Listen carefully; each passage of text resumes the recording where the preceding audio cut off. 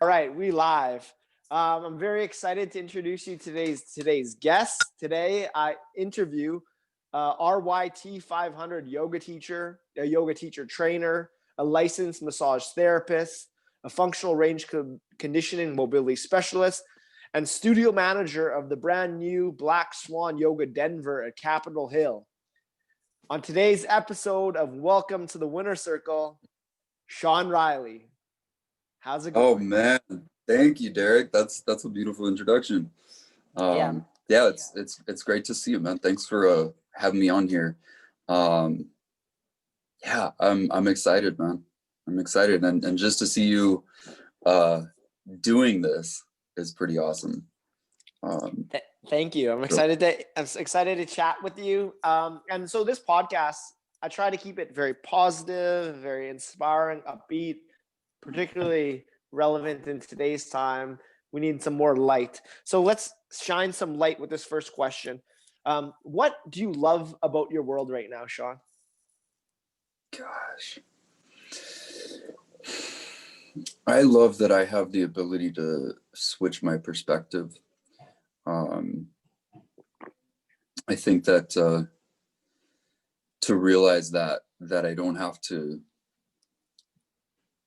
sort of give in to whatever's around me, you know, or whatever mood or state of mind I end up in, like that's temporary. And so to realize that I have some control, I have agency over my own quality of life, you know, like that's what I think I'm lucky to have, you know. That's what you said. What's going right in my world right now? Yeah, what you love. Yeah, what you love about the world right now, about your world, what's going right, and that's just being able to shift perspective, you know. Mm-hmm.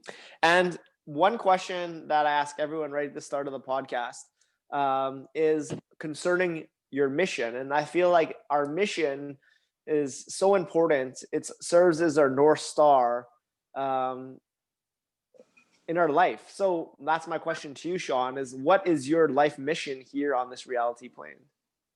God, yeah, man. So over the past 6 years, I've gotten more into yoga, and that has brought me into like other types of self-healing and movement, and you know, it's a therapy. So just to share that with others, really, like in a broad and unspecific way, you know, just to share what I've learned with others. I need that for my own sanity, and I need to move. So the way I just think the most sincere path for me is to share that with others, you know, so I can get better at it while helping other people discover it. And I feel like as I get more specific on this question is, you know, to convince people that they have power, you know, they have strength, and it might not be like in the traditional way, like the way I grew up with strength meant big muscles, you know. And so I feel like many other people grew up with that, and they thought that strength was just this, you run fast, you can bench press a lot, you know, like that's what strength is. And so I just, like, not everybody has that natural strength. So, and that's not necessarily even the most important type of strength, you know. So I just want to convince people that they have some power, some sort of strength, and maybe they haven't discovered it. Maybe it's not like obvious. But I think that movement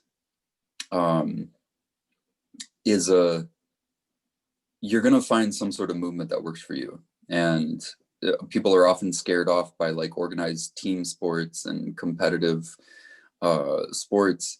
I think people that don't have natural gifts are often scared off by that stuff, which I was. So I just think yoga is a way to calmly introduce people to movement, you know, and people that have been rejected, or they didn't get picked for the team or whatever, like they just have this bad taste of exercise in their mouth, you know, And so I feel like it's my job to show them that it doesn't have to taste bad. You can develop a palate for it, and you can find, like, maybe the first time you picked up a bowling ball, you fell in love and you knew how to throw it, and you found a connection with your team in bowling, and or whatever it is, you know. But I just think that yoga is just an introduction. It's just like, here, you can show up to class. You don't have to do anything. You could just sit there, which is what we tell students at Black Swan. You can, so there's, and then if you can convince them that, like, okay, even if you don't feel confident at this, even if you're not perfect and you don't know what triangle pose is, you can still be here, and there's no pressure to do more or less. It's just, so anyways, I just think of that as like a basic introduction to movement.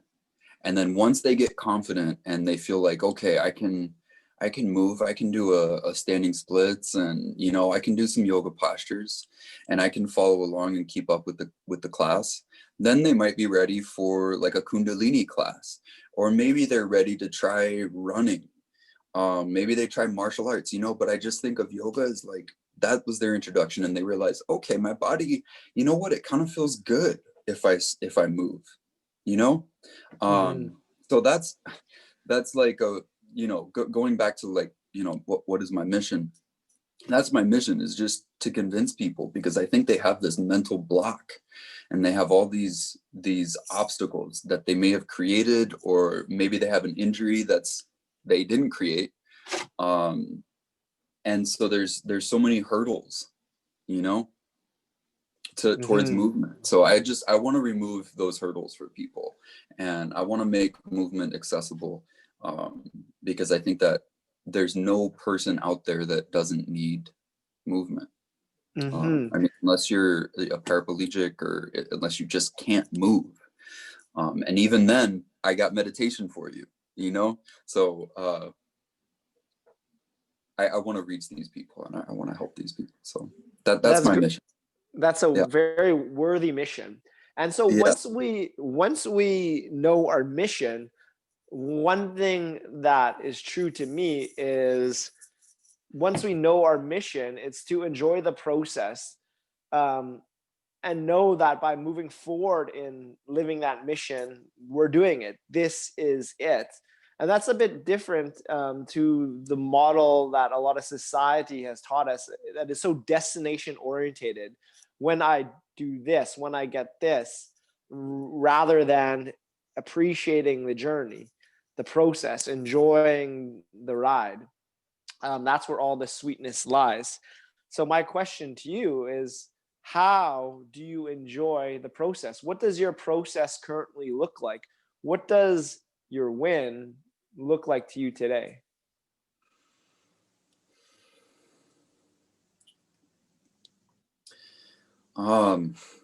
Yeah, what does a win look like? So I recently started doing a class a week on Instagram, live. So I would call that a win. I think of change and growth as happening like at incremental steps. So like a recent habit that I picked up is writing, so I would call that a win. I would call this once a week yoga class a win. The next thing is to add a class on my own channel on Instagram to do meditations once a week. So a win for me is not only starting that, but being consistent with it. And just finding, like, I feel like the past 5 years, I've only just been getting to know myself and to figure out what makes me tick, and just to see like the little things that end up working. Like if I tell the Instagram people that I'm going to do this once a week, now I have whatever 5 students that show up to that class, and they're expecting it. So now I'm accountable, so just to figure out that is a win for me. And then to add on to it, so now I got to build that, and now I got to create this Like the realization and self-discovery that we have so much power as humans to help ourselves and to help each other, and then to act on that. So like realizing it just on its own, if you realize that you're powerful, that's a win. Like that's a win for me. And then you have to realize it again, because it doesn't stay. You have to like keep on proving that to yourself, um, by accepting these missions. Like Mm-hmm. if it was an urge for me to start a yoga class because I miss teaching so much, and it was like some sort of innate drive for me to like, okay, I gotta get on Instagram and start teaching. um and then so to realize that that's a step to take, then to take the step, and then finally to be consistent with it, is that's a win. If I can put all those things together, and make something happen, that's a win. So um yeah, and then that comes with rewards. So like down the line, it's can I monetize this, and can I make an income and a lifestyle off of this, Mm-hmm. um on my own, right, without the help of a studio or a massage establishment. But can I create this on my own? So Mm-hmm. that's what, and I know you've had a lot of guests on here before that are doing that kind of stuff. So I know it's possible. Like, and I thank you for helping to share that example, and you're doing it yourself. Like you found a reason, like you needed to do a podcast, and you did it, and you're consistent with it. And I was scrolling like through, you have all these people that you've interviewed, which is like, it's incredible, so it can be done. It can be done. It's just that finding that effort within yourself and finding that energy, and how can I harness it and continue to use it. Yeah. Absolutely. And always in the process, leading by example, which I feel you are doing really great job at. Leading by example. In order to teach, we have to practice what we're trying to teach. Well, thank you. So, Yeah, I think mhm. that's setting the example is one of the best things that we can do. um yeah. Mhm. So let's rewind a little bit and let's get into your origin story on how you became a yoga teacher, a movement specialist, a massage therapist, all the hats you wear. Where did this come from? Let's talk about the origin story of Sean Riley. Oh, okay. Yeah. Man, so movement is my life at the moment. But that didn't happen until age 30. Um, and before that, I always felt like I had to be funny, charming, witty, all the things that people like all the time, you know. I thought I had to feel great so I did drugs, like I did, prescription drugs, and like, okay, this will give you energy, and then this will take away your anxiety, and then this will make you feel like talking, so I always did, like and I spent like 10 years trying to find the perfect combination of Xanax, Adderall, uh, Vicodin, like I tried all the drugs and got into meth a lot, and I was just looking for, like, I was trying to just feel good all the time. Like I thought that's where things, like the idea of suffering to me, um or even listening to the body and the mind, was just foreign. Like I had no connection um to myself and to my body. And um so eventually I got on, I was just doing drugs, and every time I would get sober, I would say, okay, I would get into running, or I would get into, like, I would do Bikram yoga or something, um, and then I would go back to drugs. I would relapse, and so eventually I had this Vicodin habit that was just atrocious and horrible, and I would get sick if I didn't take it, and so I had to go to rehab, and it got that bad. Like it got where it was hurting my family, and it was hurting my jobs, and it just everything around me, like not just me, but everything around me, it was destructive. Um, and so I went to rehab, and I mean, I was trying to get off of it on my own, and I couldn't. Like there's no, you can't lift weights and sweat that out. You know what I mean? Like you can't sit in the sauna and get rid of an opiate withdrawal. So I had to go into rehab. And then when I got out of rehab, I was like, I had this history of like I had to do detox in rehab. I had to do like, I don't know, 3 or 4 days of or maybe it was, I don't know. It was a lot of, it was kind of a blur for that portion. But anyways, like a week of detox, and then 30 days inpatient. So when I got out of there, I was like, man, I've done this before. I've quit before. So what am I going to do different this time? So I went into a sober house, and in the sober house, I started going to yoga classes, and I was like, okay, this is my new high. So then I like tried to set that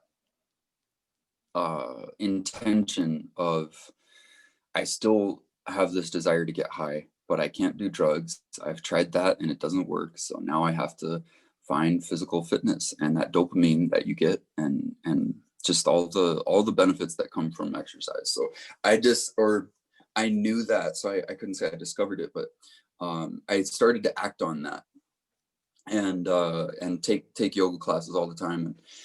And then I was like, okay, well, I should do this for a living if I'm gonna not go back to old habits, because eventually the drugs are gonna come back. If you don't maintain your strong posture, if you don't have your shield, then the drugs are gonna get in, and they're gonna, you're eventually gonna. So I knew I had to, like, I got to make this part of my life, so that even when I'm lazy, even when I'm feeling depressed or whatever, start feeling sorry for myself, I still have to go to the yoga studio.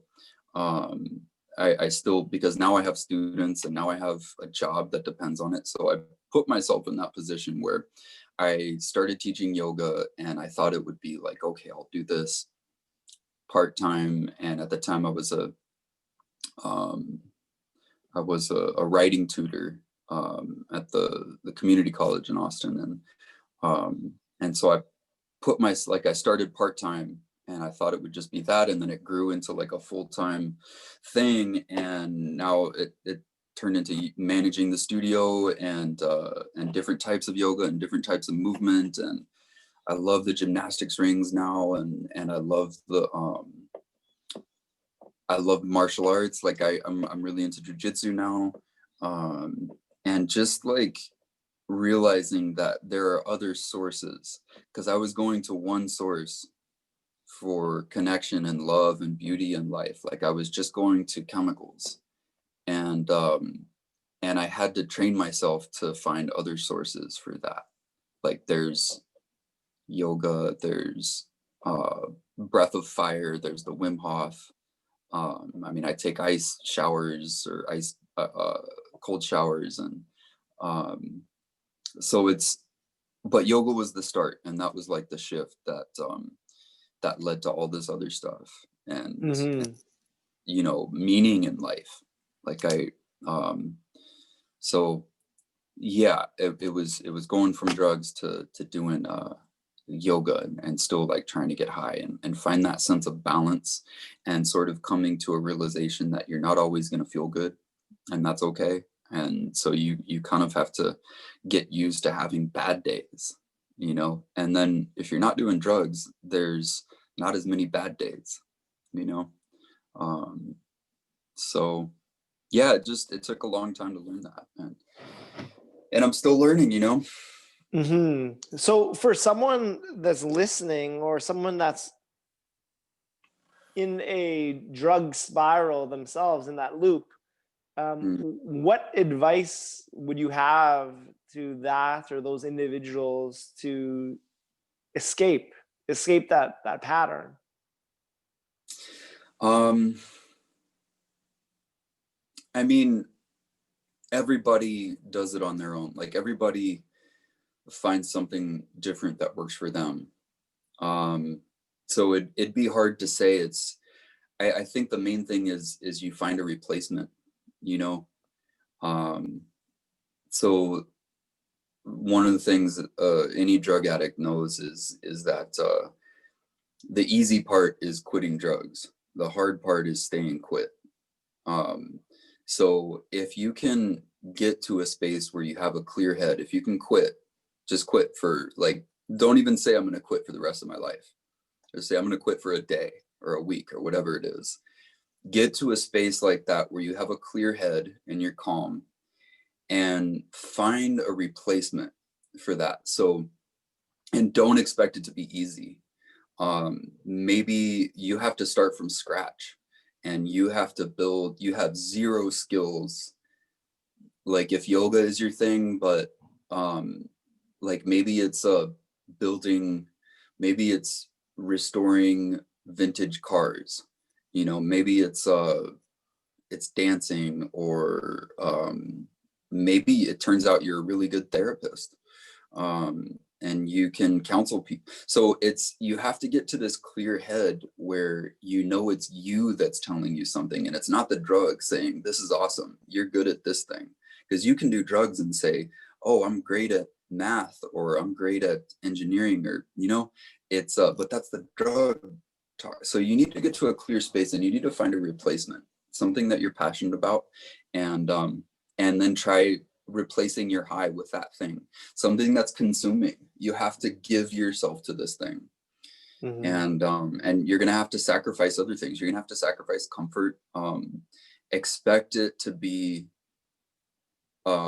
difficult to do, and prepare yourself for that.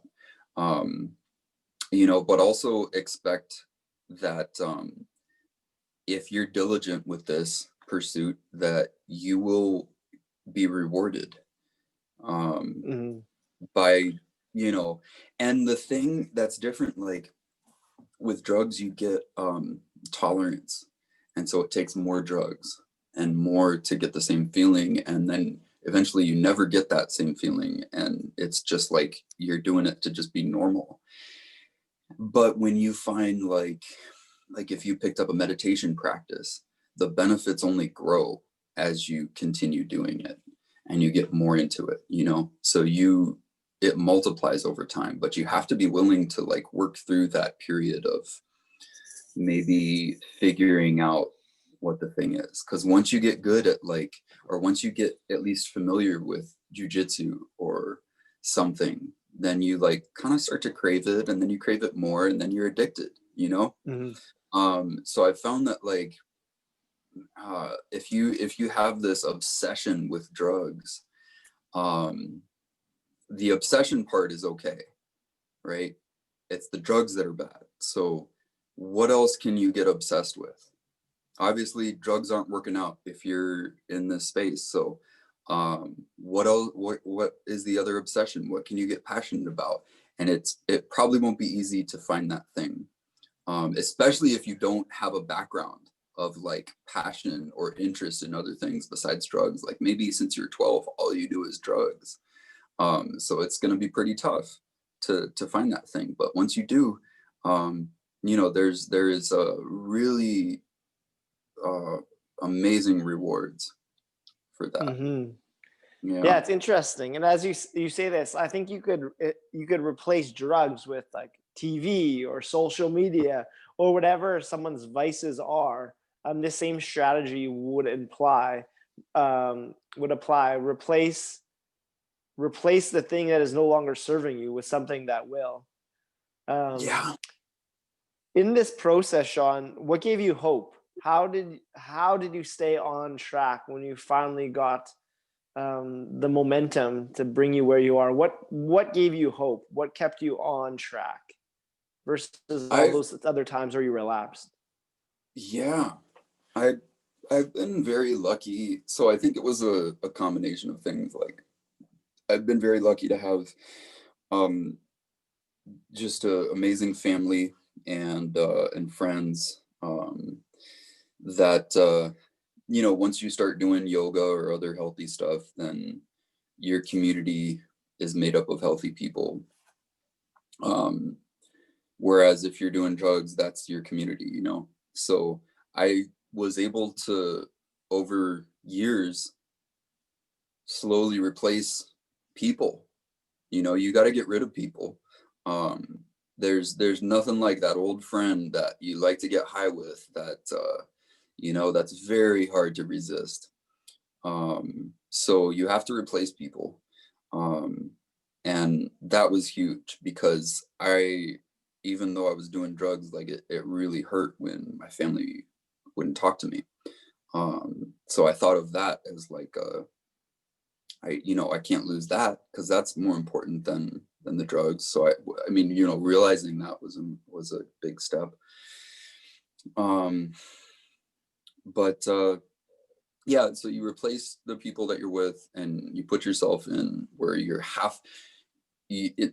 at first it was forced to be around, you know, people that aren't getting high all the time, but um, then it's like those are the people, those are your people, and you can have a good time without drugs, and you just start to realize that. Um, and then the other part of it is just being in my 30s, you know, like I mean, it takes a lot of energy to get high, and like especially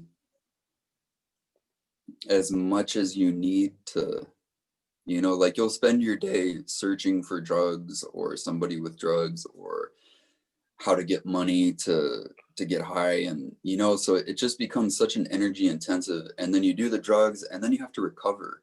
Like at least with some drugs there's like a period of, oh, I feel like shit and I can't, you know, so there's like a recovery period. And that grows as you do these things longer, like the highs get weaker and then the lows get stronger. So that really strong low of, you know, being 30 years old and coming off of meth is just like it, the feeling gets worse and worse the older you get, and it's less worth it, and you start to realize what's really important.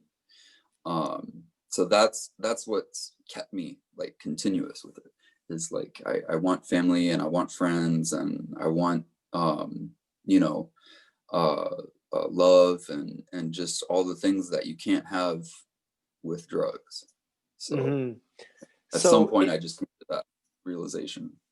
yeah. So yoga was a significant role in your transformation, in your recovery. And what I'm curious to learn is what were the key things you learned on that yoga journey then and now? I think that goes back to a little bit what I was saying earlier about power and control. And so much of my problem was just my mind being chaotic and kind of like running away. And like once I get this idea in my head, like I can't let it go, whether that's an insult or the urge to get high or whatever. It's like I can't let go of that. So yoga taught me, first made me realize that that's a thing, you know, like that we have, it's called chitta vritti, where the mind just won't stop and it might be obsessing or ruminating on something. So we have control over that, and you can use yoga and meditation um, to just bring that mental chaos from a 10 to like a 4, you know, and it takes work. It's not easy to do, but it shouldn't be, you know. um so I guess that's like what I would say specifically um helped me, like that about yoga. You're trying to reach this mental state of focus, um but you know, you along the way you get a physical practice, you get a community, you know, and so there are other things that come with it, but I would think that that's like the tool that you walk away from, that's different from yoga. uh that's difference between yoga and like joining a soccer team, you know, because you would get all the same things from a soccer team. Hmm. So along our hero's journey, we come up against resistance day after day. And resistance is that negative force that keeps us from fulfilling our dreams. Let's talk about resistance. Did you have any resistance when you first embarked upon your yoga practice? Um, Maybe you had a class and you're, oh no, I can just stay home on the couch, or like, how did you overcome resistance as you developed a strong yoga practice, as you created that new path? How did you Yeah. overcome that resistance? Yeah. Um, I mean, so like making it a job, it was one way.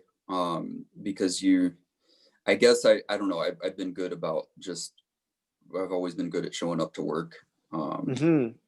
so like I'd rather deal with the sacrifice of going to work instead of sitting on the couch than I would deal with having to find a sub or calling in and dealing with the guilt that comes with that, you know?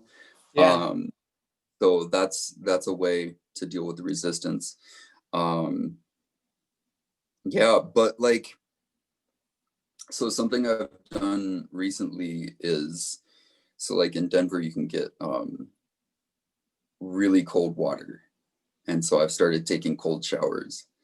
Um, and and I think of that as like such a basic level of resistance. Like the cold is just naturally we run from it, you know? Um, but it doesn't hurt us. It doesn't harm us, right? So why are we scared of it? You know? We have this, and that same resistance is like, man, I want to sit on the couch, even though I know it would be so good for me to go do that thing. Um, and so I feel like that's the same resistance, you know? Yeah. It's just like learning to look at the cold water and say, okay, I'm doing this. And then do it, and you're in there and you're like, oh shit, this is so hard. And then can you turn your mind from that chaotic place of fuck, I need to run, I need to get out of here, to just let go and breathe and just chill with the water. So I feel like that's a skill that really transfers, you know? Yeah, that's huge. So, regarding like ice baths and cold showers, that's a great way to put in those reps of facing resistance and doing it anyways. And I know that's something you've been quite committed to, is ice baths and ice shower, cold showers. Do, because it's become a regular practice too, do you still have that resistance come up, like in the morning when you have to turn it cold, like, oh, I don't want to do this? Does that still come up for you? Man, hell yeah. Um and so like I've been in Austin for 3 days or something. And on Christmas Day we went to Barton Springs, which is the cold springs here. Yeah. And it was cold outside. It was like 40 degrees Fahrenheit, which is cold for us here in Texas. Yeah. Uh, and I had the resistance, and I was like, even though that water isn't as cold as the Colorado shower. Yeah. And then today we went. Today it's like 50 degrees outside, and I had even more resistance. So I really like that, how I want to keep getting that. Like I'm not building a tolerance, you know. Like whatever makes me resist it is still there, so I know I have something to keep doing it for, you Hmm. know, to make yourself do something even though it's going to suck, even though it's going to be hard and it's not going to be enjoyable, to make yourself do it anyways. Like I need a ton of practice with that, you know. So I'm happy to get that kind of training, because that's what I need. Yeah, and when we get in those little reps, it helps us. It helps us with bigger challenges in our life. One big challenge that you have done recently is you've picked up and left what you consider to your hometown of Austin, Texas, your family, your friends, your circle, all your comforts, to start anew as the new studio manager of the Black Swan Yoga in Denver. So there must have been a lot of resistance and fear in that, but no doubt those morning showers of overcoming that resistance on a daily basis helped you overcome that fear. So let's talk about that journey, about saying yes to Denver and overcoming the resistance that came with that. Yeah. Well, I think I had just been in Austin for a while, and like I don't know, maybe getting stagnated, or I don't know, I just needed something, you know? So there wasn't too much resistance to go to Denver. Like it was, it's real. Like if you're teaching yoga and you tell your classes that, um, I'm moving. And so now your community knows. And so the resistance, cause I mean, COVID came up like right when I was going to move, like literally I was going to go to Denver in, March, I don't know, like the second or third week of March, and of 2020, um, and then the shutdown happened, and I was like, okay, I don't, um, I'm not going to go there during a pandemic, and so let me wait 2 weeks until this thing's over, you know. So I kept saying that for maybe another. So finally, I went there in June, and but it was just this whole buildup. In addition to like, okay, the studios had a number of delays for opening, and so I kept pushing it back. So I've probably been planning this for over a year, you know. So it was just like by the time the opportunity came to actually leave, I was ready to go. I had been saying my goodbyes for a year. I had been talking about it, and just, you know, I moved out of my where I was living, and I was like, I stayed with my parents, and then pandemic came, and I was like, shit, I'm stuck here, you know. So luckily I had another friend I could move in with, and so there was resistance, but it was not, you know, very few times that it's like this, but it wasn't me, you know. It was external events. Yeah. So yeah, it was great to finally actually go, like, and make So that jump. let's think of a time where you did feel that fear then, where you had an obstacle or unknown to step into and you felt a lot of fear. And what was that Mm-hmm. fear and how did you overcome that fear? Gosh, what would it be? Um, so I'm maybe, gosh, what was it? What would be a fear? What would be a fear that I had to overcome? Mm-hmm. Big obstacles. I mean, quitting drugs was but then there's that same thing where I kind of like, if something's working out, if I'm enjoying something, I kind of do it until the end. Yeah. Um, quitting drugs. Yeah, I don't know. I mean, what is a thing that I overcame, and the resistance that I overcame? I don't know if I have a good answer for that right now, man. No, that's okay. So let's think of a Yeah. student then. Let's think of a student at your teacher training who is working a full-time job and also wanting to be a yoga teacher, but they're afraid of taking that step in, that commitment, that all in. What advice would you give that person in your teacher training that is not sure if they want to make that jump from like their safe career to becoming a yoga teacher? Yeah. So the I think that we as human beings that have an intelligent mind, we have this ability to create fears that might not exist. Especially when we have time to think about something, there's a chance that we'll grow fear around that thing, or build resistance that's of our own creation. Um, so I think that if we can step back and realize that this resistance is created by me, um, and then realize like, okay, what was your original intention, um, and how do you get back to that? because I would imagine, I would bet money that this hypothetical yoga student created their own fears. And you can get to a point where that paralyzes you. You know, you get stuck in fight, flight, or freeze. And so you don't want to do anything.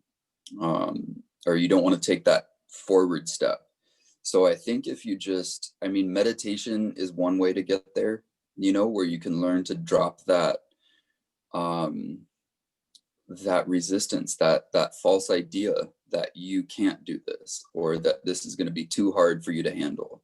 You know, like if you can just drop the unreasonable fear about it and just realize that, because that the mind is going to build up this on its own, you know. Mm-hmm. So it's an intelligent mind, so it can think of like all the different ways that something can go wrong, you know, all the different ways that you could be embarrassed or that you might fail. And then if you get stuck on that, you know, you'll ruin yourself. um so I think it's just, you know, step one is just realizing that that's even happening, and then step two is, what do you do about it? Like, how do you redirect? And I think that involves revisiting your intention, which might mean meditation. Journaling, I think, is another good tool for that. Um, but yeah, find your reason for doing it in the first place and come back to that, because these fears are fake. Yeah, that's right. So you've Yeah. brought so much wisdom to our conversation so far. So thank you for sharing all of this. And I'd like to take a moment now to just reflect on some of your mentors and helpers that helped instill this wisdom in you. So yeah, who are some mentors that come to mind that helped you on your path? And what were your key lessons and takeaways learned from them Yeah. that you'd like to share?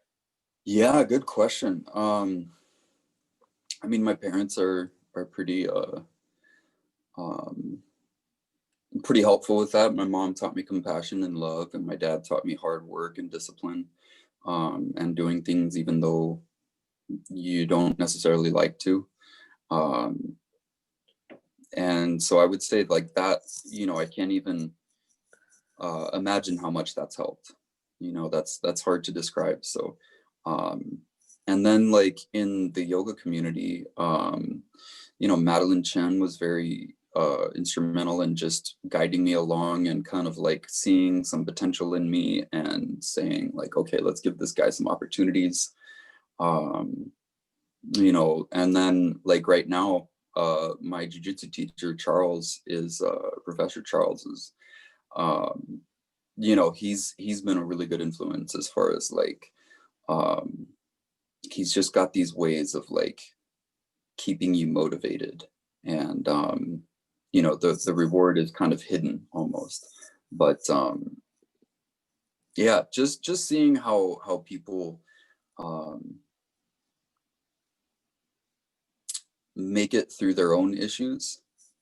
So it might not be somebody that like has this role of a leader or a teacher or something. It might be somebody that was hurting on their own and kind of lost in pity or whatever, um, or just stuck in a bad place. And just to see them overcome it, you know, it might have been something where I see the strength in somebody else. Hmm. So Um, yeah, Go so ahead. now that you've stepped into the role as a leader and mentor to others, as a studio manager, as a teacher trainer, what are the pillars? What are the foundations of you being a good helper, you being a good leader, you being a good mentor? What are your foundations to ensure that? Yeah. I mean, I think you have to live the life, you know, you have to practice what you preach. So that would probably be the main thing is, you know, you got to live that. And then not being afraid to be wrong, and just become realize and become comfortable with the fact that you're going to be wrong sometimes, and being open about that. And I think that that does a lot, you know. um it encourages other people to make that same realization, you know, that it's okay to make mistakes, it's okay to be wrong. So yeah, that's huge. Mm-hmm. That's huge. So just trying to set that example, like of being comfortable when you don't know something. Because I'm the type that, like, if I'm doing a teacher training, I feel like I have to know every possible answer to every question that somebody will have, when that's not a realistic expectation. Mm-hmm. So there's opportunities to learn no matter what our role is. What are some lessons you've learned from your students as a teacher? Mm. I mean, I really get inspired by the people that like, if someone is um they don't have a lot of body awareness, or they feel like they're not flexible, or maybe they're obese, or just something. Like, I get really inspired by people that don't have the natural flexibility that a lot of yogis have, but they keep coming anyways, you know, and they keep doing it. So yeah, that's huge, and that's helped me so much along the way, just to see, like, that you keep doing something even though you're not perfect, you know? Mm-hmm. And Mm-hmm. and everybody around you has more experience, or maybe everybody around you looks better doing it, but you keep doing it anyways. Um, like, I think you're open to the lessons that you need to learn, you know? Mm-hmm. And that's the one I need to learn. So that's like, that's why I made it my mission to help these people feel comfortable moving. Um, because that's inspiring me. Like, it's not like there's a separation between me and them, you know? Mm-hmm. Um, I mean, you can see it as we're the same thing, you know? So me helping them helping me, it's a pretty fluid exchange. And there's not much difference, Mm-hmm. you know? And yeah, absolutely. And core to all this experience is love.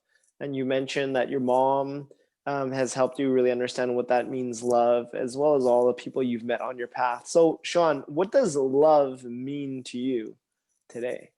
What have Oh you man, learned about love? What is that love? gosh.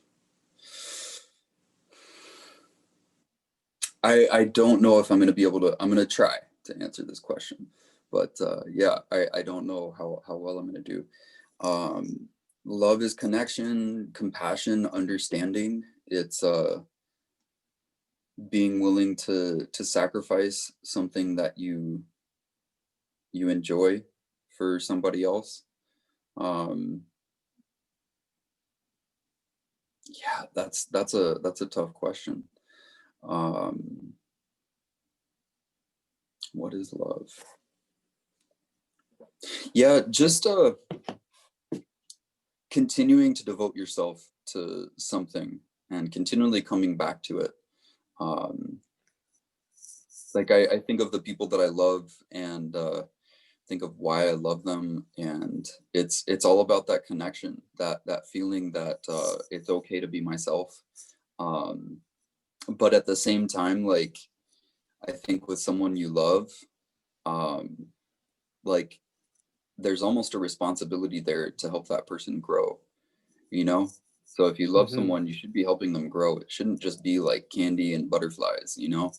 Um, I think there's almost a responsibility there to push someone. Like, when you see them slipping, you know, you see them like falling into bad habits, it's like, if you love that person, you should help them out and help to re-guide them, because they're not going to accept criticism from someone that they don't care about, you know?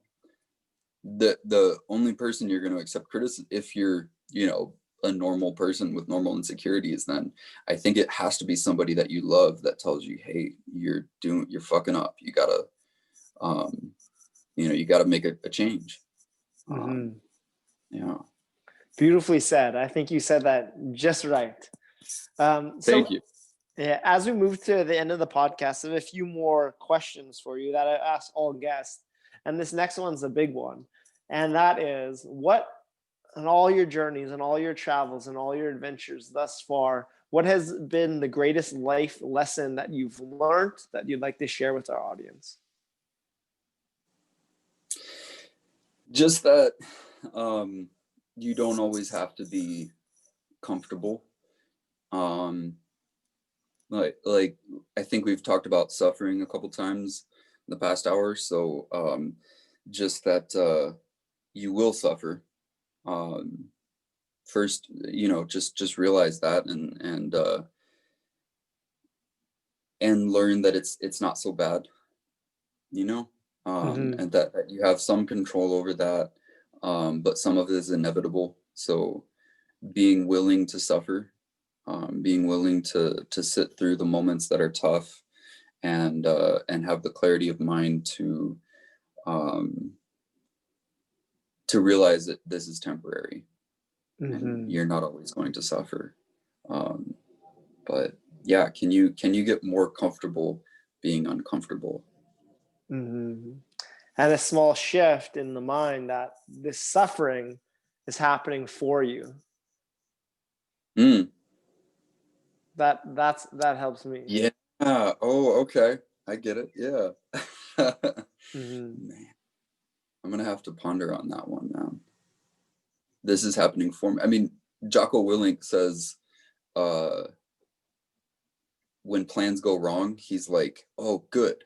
Now I have a challenge. Now I have to get better at this thing." You know. Mm-hmm.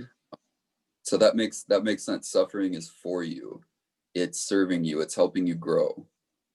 I Yeah. like it. You Yeah. you you get to move forth with that. So the next question, Sean, is in 3 words, how will you describe the experience you are having in this reality?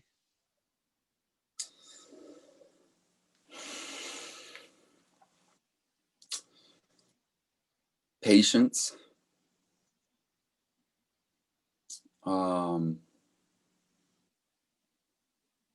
Discovery. Oh, honesty.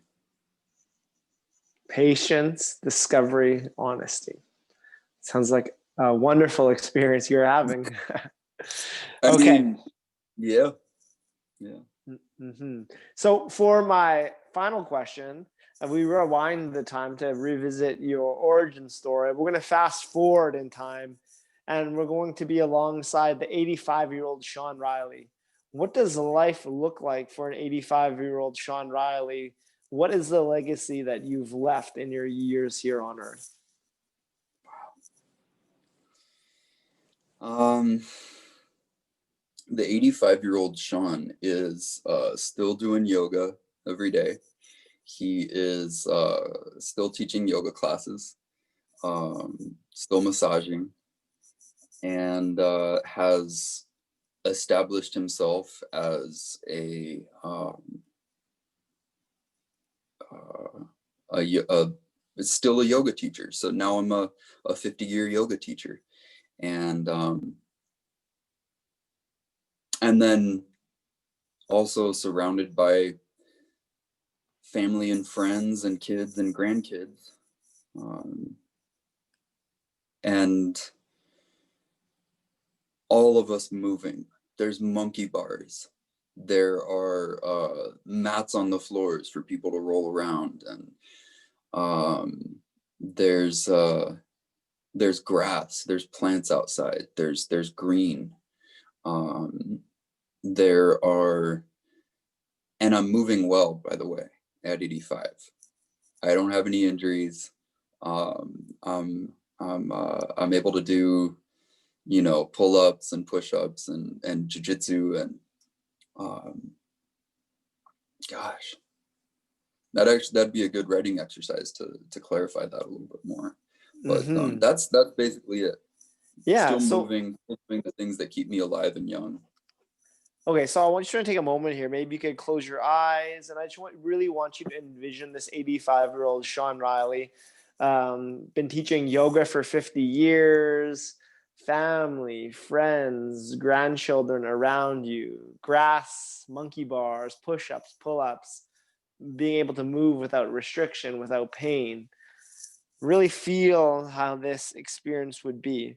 And I'm not going to leave you there. I'm not going to leave you as the 85-year-old Sean Riley. I'm going to bring us back to the present, into the right here, the right now.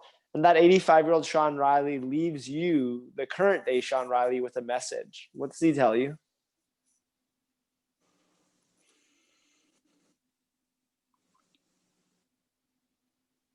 Keep doing it. Beautiful. Keep doing it. So Just keep going. keep doing it. Keep on going. Absolutely. Yeah. So it's been an honor and a pleasure to have you on here for this chat, Sean. People could find you on Instagram at breath.daddy. They could take classes, yoga classes with you, and meditation classes. You said you do a live class once a week, but they could also download the Black Swan Yoga app, which I have done, and I practice regularly with you, and I will be doing moving forward. The Black Swan Yoga app has tons of classes, different lengths of time, vinyasa, restorative, meditation. They have hot on it fitness classes with a wide array of teachers, different classes lengths. So they can also find you on the Black Swan Yoga app, on Instagram, as I mentioned, at breath.daddy. And if you're in Denver, check out the new Black Swan Yoga Denver at Capitol Hill at 1308 Pearl Street. Where else could they find you? Or did I cover the bases? No, that's it. I have a Facebook account that I don't really check, so that's probably not worth mentioning. The Black Swan TV is free for the first month, so know that. Um, yeah, I think you said it though, man. And then the studio is not actually open yet, so we're soon. It's gonna open Mm-hmm. soon, but yeah, message me before you come to the studio, and I'll give you the. Yeah, we want to make Absolutely. sure you before you show up. Any last words? Just thank you, Derek. This is an honor, man. It's great to catch up with you and to share a little bit, man. Just yeah, thank you for sharing this new project of yours with me and including me in it, man. That's an honor on my part as well. So yeah, thank you for that. You're welcome. And to close all episodes, we bring our fists together for a digital fist bump. Boom. Thank you so much. And that is a wrap on today's episode. Thanks, Derek.